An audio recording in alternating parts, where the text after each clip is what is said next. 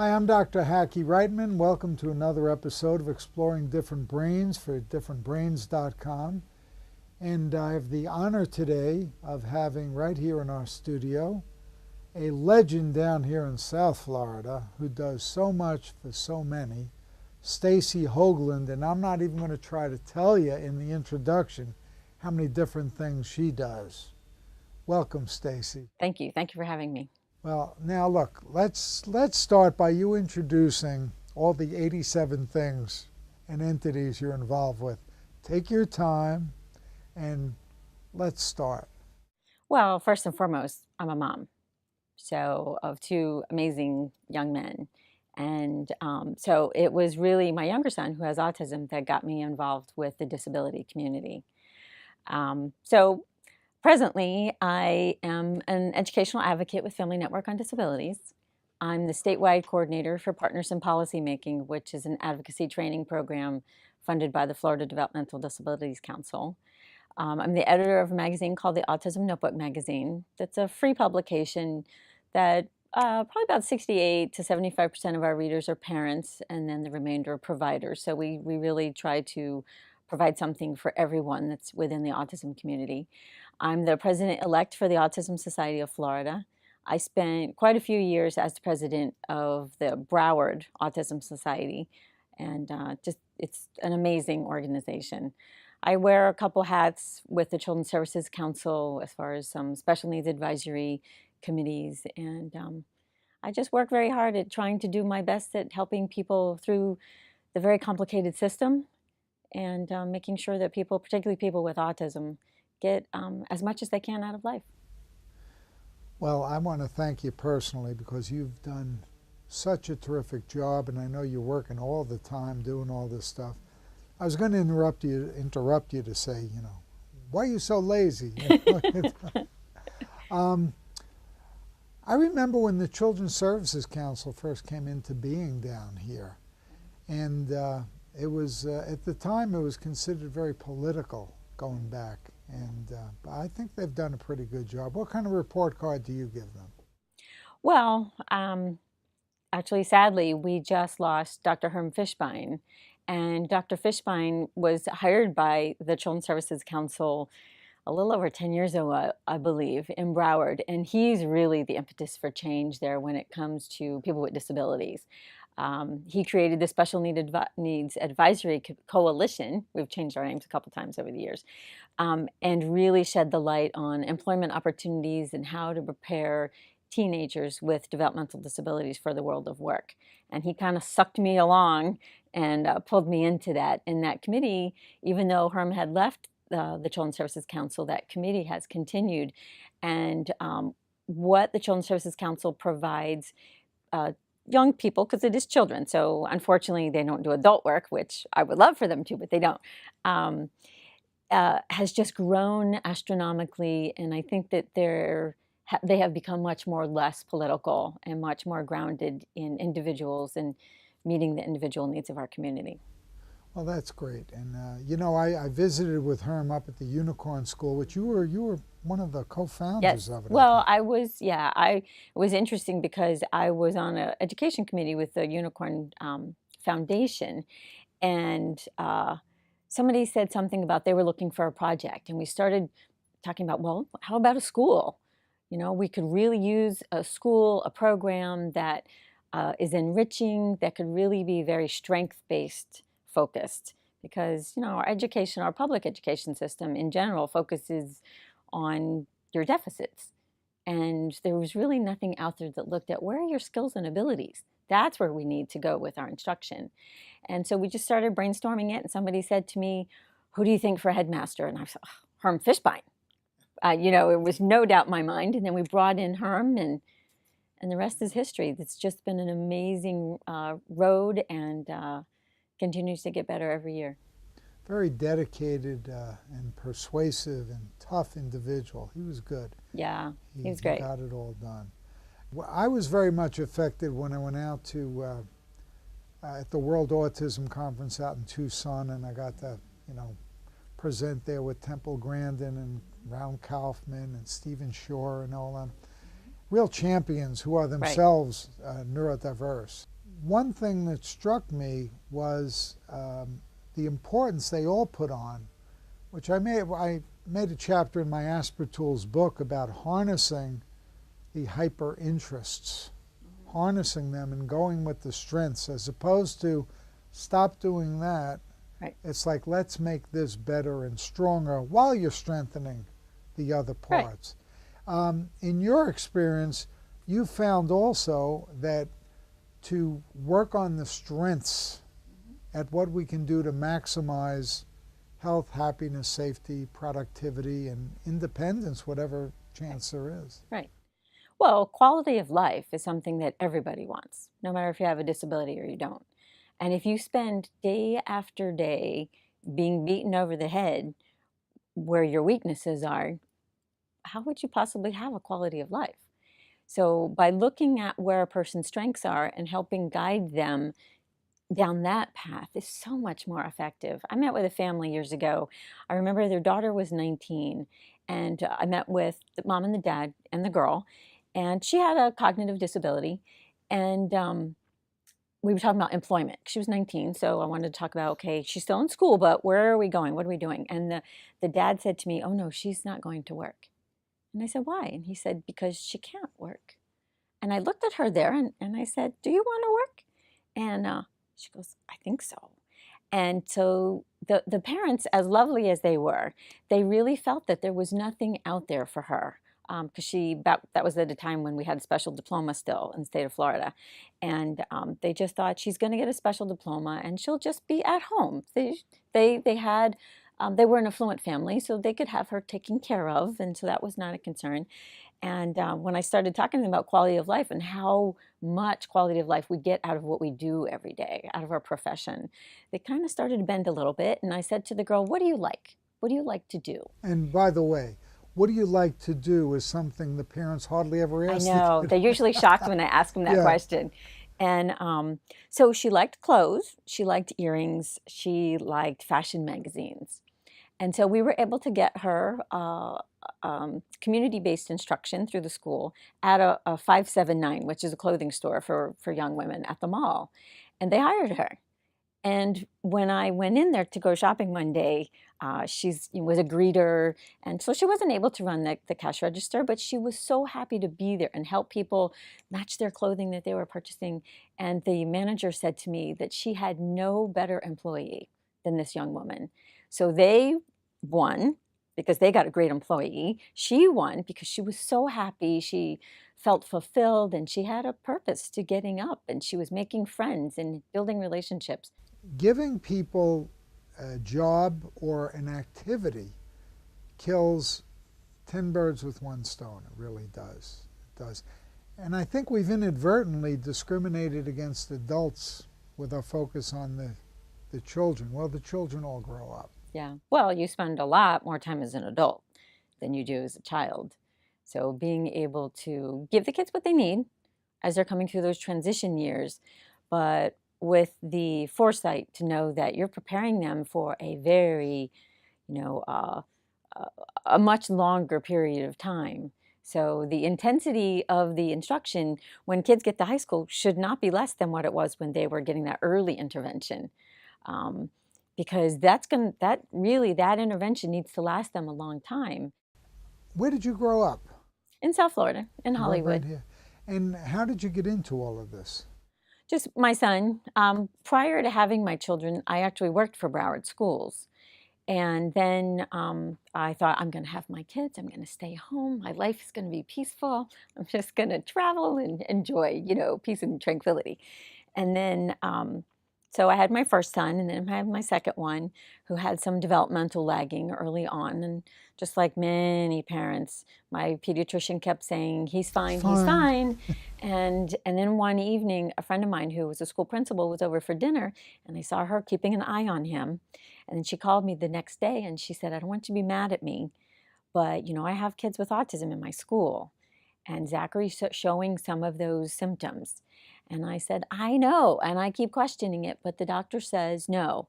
And she said, I think you need another opinion. So I went to my pediatrician, and he said, well, I don't think that she knows what she's talking about, but I'll send you to a neurologist. And 5 minutes in a neurologist office. I mean, and now looking back, I can't believe that I didn't see it, because he wasn't this autistic. Here's He the had a thing. lot of issues going on. And here's what I speak about a lot, is multifactorial. First of all, I kind of make fun of myself and all of us parents because we're so blinded by love. And you get a combination of love, ignorance, denial, people telling you it's going to be all right. Right. Well, dealing with a medical establishment that tells you, stop worrying, he's fine, he's a boy, he's delayed. Well, when we interviewed Dr. Brian Udell, the autism doctor, who's vociferous and says, look, the medical establishment has no clue. And I say, yes, but it's not their fault because they don't get educated in it. Doctors get no training. In my own personal journey, after my daughter Rebecca started tutoring at Cumberland Academy of Georgia, which was for Aspies and autism and other developmental learning challenges, the owner of the school met Rebecca for 10 minutes, said, your daughter has Asperger's. And me, the Boston-trained MD, said, what's that? Mm-hmm. Well, it's on the spectrum of autism. Do you know what that is? Kind of. I'd gotten no training. And that didn't make me a bad person any more than it makes a lot of these teachers who don't get the proper training, or policemen who don't get the training, doctors, and go on down the line. Right. So it's a societal kind of thing. And if society just realizes that we're, as Temple Grandin said, different, not less, we'll be better off. What is the legislative atmosphere like in Florida right now? Well, we're actually going through a major change coming into this next session, because about half of our state legislators are going to be changing. So this past year, we had Andy Gardner as our Senate president, who has a son with Down syndrome. So Andy was really, and his wife Camille, are really passionate advocates at the state level and a voice for us on the Senate, not only on the Senate floor, but he was the Senate president. And we're losing him because he's terming out. His wife Camille is an amazing woman and pretty determined in getting his legacy to continue with other legislators. But, we have a major vote coming, not only for our presidency, but throughout our state. And people really need to educate themselves and get out and vote, because it's really hard to say, because we're going to be changing out so many people. Every year, the Florida Developmental Disabilities Council puts on something called DD Day. ARC of Florida is also heavily involved with that. And it's in Tallahassee. And I was there, I want to say it was like February 18th. And it was funny because I had been in the House because the House, they were running late in their session that day. I got to my plane. My plane was like around a 5:30 plane to come back. And I'm on the plane, and rushing onto the plane comes these guys in suits. There's like 5 or 6 of them sitting all around me. And so I looked at the guy across the aisle and I said, "You guys from the House?" And he's like, "Oh, yeah. Why did you think that?" And I said, "Because I was in the House. And I know that you guys were running late today and you're in suits and you're rushing on a plane. So I figured maybe you're from there."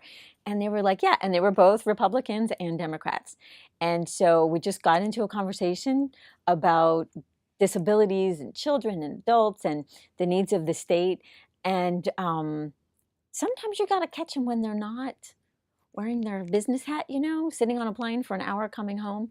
And like I said, they were both sides of the aisle on the plane, and they were both parties were so open to what I was saying, because I told them, this is not a partisan issue. This is just good stuff, and taking care of people in our state who you guys, we're your constituents. You are our representatives. We go out, we vote for you, and we expect you to represent us when you're doing your job up there in Tallahassee. And they were so open to everything, and they agreed, yes, this is totally a nonpartisan issue. And I looked at the 2 of them. One was Republican and Democrat. And I want you to make sure that you work together on this kind of stuff, because when you're doing this, nobody wins. We had a big swell when my son was young of the number, particularly of autism.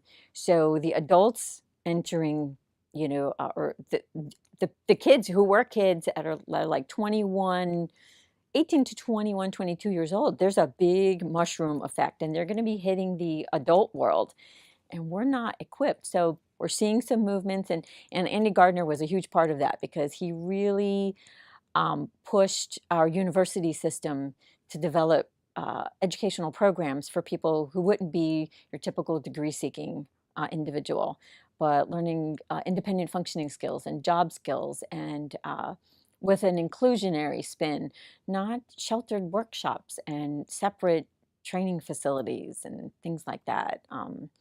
The best and the safest place for somebody with a disability to be employed or spend their day is surrounded by people who do not have disabilities. We're also battling, restraint and seclusion, and being able to have the people that we love, that we represent, as included in society as we can, and having them have a seat at the table, because it can't be the rest of us making decisions for them. They need to be part of this as well, and they want to be part of it. And they may not be able to communicate verbally, and that doesn't mean that they don't have anything to say. And they need to be part of the equation, because if they're not, then we're not doing our jobs. Tell us about the book that you wrote. Well, the book I wrote is called Go for the Goal, and it really came about because I had teachers as well as parents calling me, do you have some good IEP goals? Give me some goals. Give me some goals that I can write in the student's IEP or on my child's IEP. And I would, over the years, just email people, okay, so here's some ideas. And I thought, oh, this is kind of crazy. I have to keep setting these goals. So let me just get them all together. And so that's what I did. I just put them all together, and I tried to break the book down I compartmentalize it into young children and these areas, so social, emotional, behavior. Here's the goals that I would recommend for a young child. And then all the way up, there's the chapters towards the end of the book are all for transition age kids, with a strong focus on employment, independent living, social development when you're out there in the real world on a job site, and your boss says, okay, you got a 20-minute break, and you've never been taught leisure time skills, and you don't know what to do with a break. And a lot of teachers even forget that they have to teach young people with autism, what do you do when you have a break? What activity can you do in the lunchroom or the break room? If I'm working at Publix and I go into the break room, what can I do in there for 20 minutes? And because people don't think about that. Individuals with autism might be great workers. You tell them what to do and you structure it. They can be, when you walk into a store and you see all the cans of vegetables and everything, they want them perfect. They like it to look beautiful. But you throw them into a break room, and what do I do? How do I handle this? Sometimes that's the most complicated place for an individual with autism, is not on the floor working, but it's on their breaks.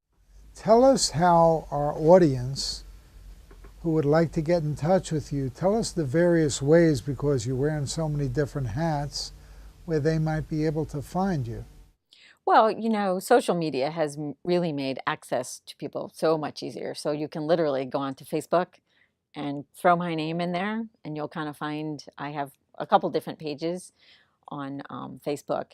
But if it's something to do with advocacy, it's fndbroward.com.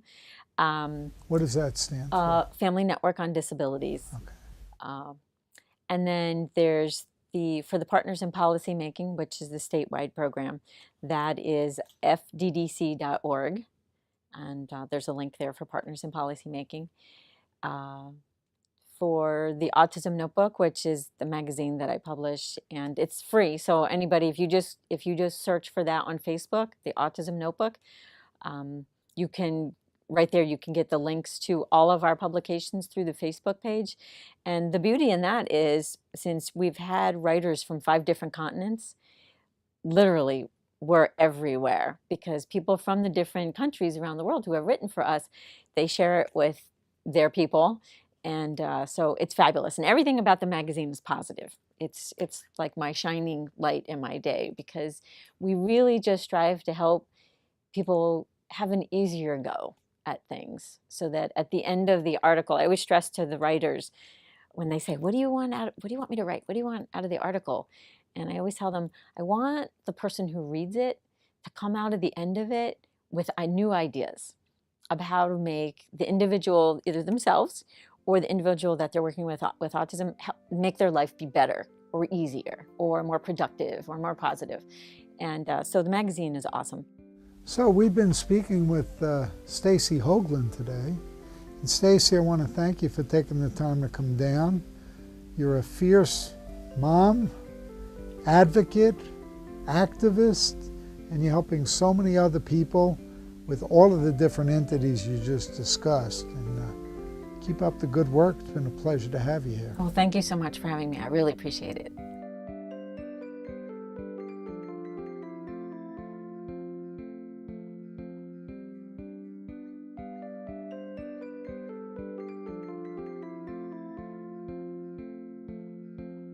For more information, visit us at differentbrains.com.